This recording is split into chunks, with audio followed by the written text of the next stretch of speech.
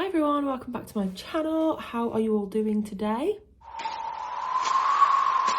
Today I thought I'd do just a bit of a big catch up with you all and a kind of what I've been listening to recently video. I love doing these videos because they're always quite interesting to look back on and see like what I was listening to at certain points in my life. And I always get some great recommendations from you guys in the comments. So as always, please let me know what you've been listening to this month and leave me some recommendations if there's anything you think I should hear. I actually do want to do a video soon, like reacting to my subscribers' music taste, so I'm gonna get you guys to leave me some comments and I will listen to the songs that you've recommended and sort of react live to them on a video. So let me know if that's something I should do. Anyway, let's kick things off with an album that I actually spoke about in my last what I've been listening to recently. I haven't really taken this one off repeat ever since it came out, and it is Closure Continuation by Porcupine Tree. This really has been a constant for me ever since it came out, and honestly it just keeps getting better like every time I listen to it. And if you follow me on Instagram, which is _Mary Loves Music, no, Mary Loves Music _, then you'll know that November was the month that I saw Porcupine Tree live for the first time. And truly, it was one of the best nights of my life. It was such an incredible experience. It was very emotional for me. I cried 4 times. I cried during Last Chance to Evacuate, Buying New Soul, Trains, and then I cried during something else as well. I think I shed a few tears during Chimera's Wreck.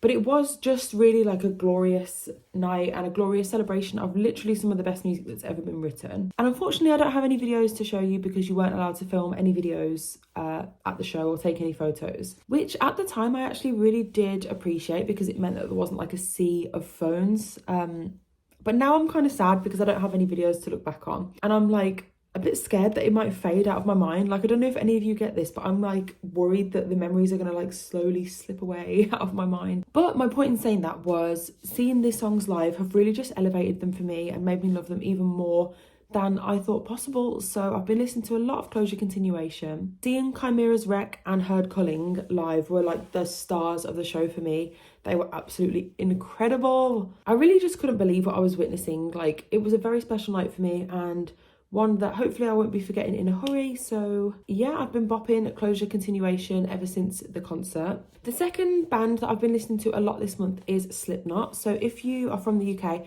you'll probably know that the Download Festival lineup came out this month, I think towards the start of the month. I will put a picture here, but in my opinion, it is the best lineup they've had in years. I know some people don't agree, but this is like my dream lineup. Like, I bought my tickets quite a while ago, so I'm just so excited. I literally cannot wait. But as you can see, Slipknot are headlining the Sunday night at Download. And I'm so excited because Slipknot are one of my favourite bands, but they're one of the bands that I've never seen live. They've always been like a bucket list band for me. So this is going to be my first experience to see them live. And as well as that, they released their new album last month. And I have been listening to that a fair bit as well. I would say that my top 3 songs from it are probably the Chapeltown Rag, Yen, and then Hive Mind. And I do think it's a pretty solid album, although I do have to say, in my opinion, you really can't beat like old Slipknot. It's just so good. That first album is just an absolute classic. I love the first album and I also love the album Iowa. They both have so many great songs that I've been revisiting and listening to just in preparation for Download, even though it's 7 months away. But speaking of Download Festival, as you can see on the lineup, Metallica are actually playing 2 nights of the festival. It's the 20th anniversary, so they've got 4 nights of music, so like 4 headline slots, whereas it would usually be 3. And this is where I confess the fact that I actually don't really know a lot about Metallica or their music. Kind of shameful, I know, but I do want to rectify that before Download so that I can actually like enjoy the songs that I'm seeing live. And I've been trying to listen to them as much as I can, but it's very overwhelming. If anyone watching this is a big Metallica fan or knows anything about them, maybe I would appreciate it if you could suggest to me where I should start and like what albums are worth listening to, what albums are not worth listening to. I'm just really unsure of how to tackle this mammoth discography. Obviously I've listened to the Black Album, which I've heard most of the Black Album anyway, and I love it.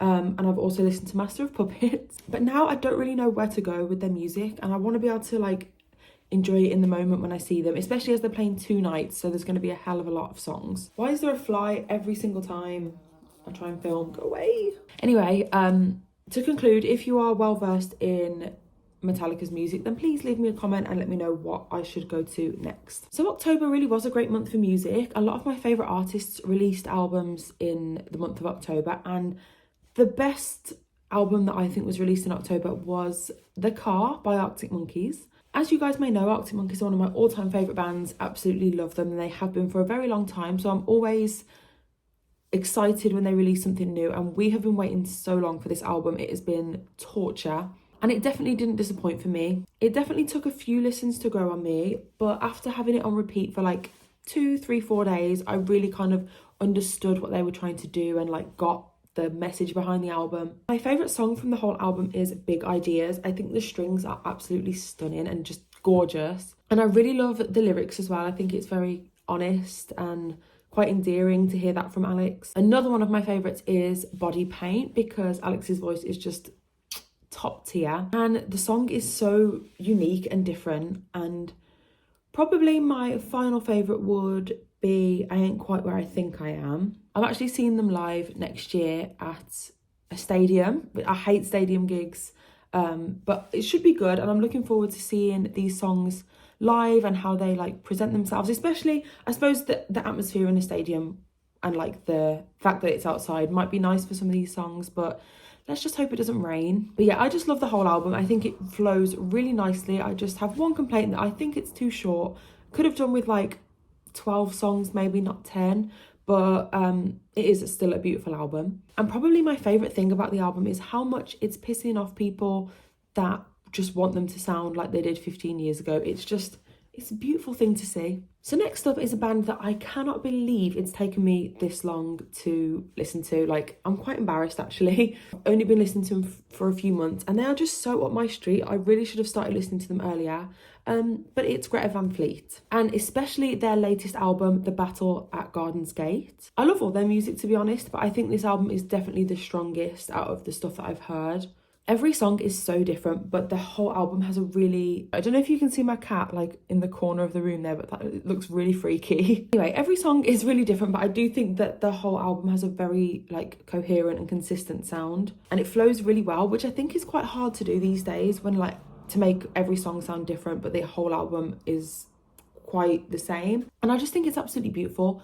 My top 3 songs are going to be Light My Love, Caraval, and then probably The Weight of Dreams as well, because I just love the progginess in that and how long it is. Another band I really, really want to see live, but of course I only discover them after they've just done a UK tour, which is really annoying. But every member of this band is clearly very talented. Like, the instrumentation is just like gorgeous, and Josh's vocals are obviously on another level. And I know Greta Van Fleet are kind of like a Marmite band. I've definitely seen a lot of hate for them on the internet, and I've seen a lot of like extreme love for them, but I don't know why people hate them, to be honest, because I think we actually need a lot more bands like them. So yeah, love them.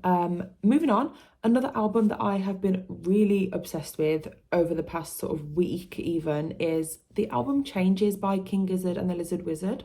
And the thing is with King Gizzard is, obviously, if you are familiar with the band, their discography is crazy. They are a really prolific band. I think they released 5 albums this year alone.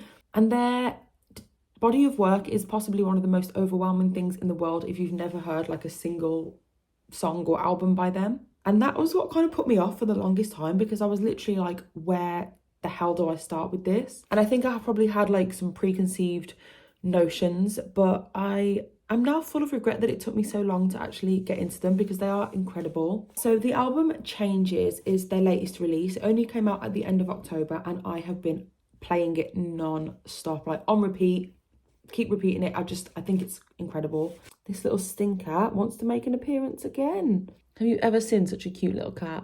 He's so cute. Anyway, Changes. It's basically just like one long song, really, and I love that. It's one of those where you can literally listen to it and you probably won't recognise where one song has ended and the other one started. At least for me anyway, that's how I felt. The whole album actually reminds me of the band Mild Life, which I talk about all the time, and they're both from Australia actually, so there is something to be said about Australian music. I think the music scene is great, and it's always really unique, the music over there. But either way, the album is just incredible that I can't really say anything more about it. If you haven't heard it, then go and listen to it. Let me know what you think, and I can't wait to delve more into their work. So the final album that I'm going to talk about is the album Tug of War by Paul McCartney. I have been rocking this one on my record player quite a lot recently. I love how this sounds on vinyl. Obviously an old classic. It was released in 1982, I believe. But for me, this album has seriously stood the test of time. It's always been one of my favourite McCartney albums. It's very sweet.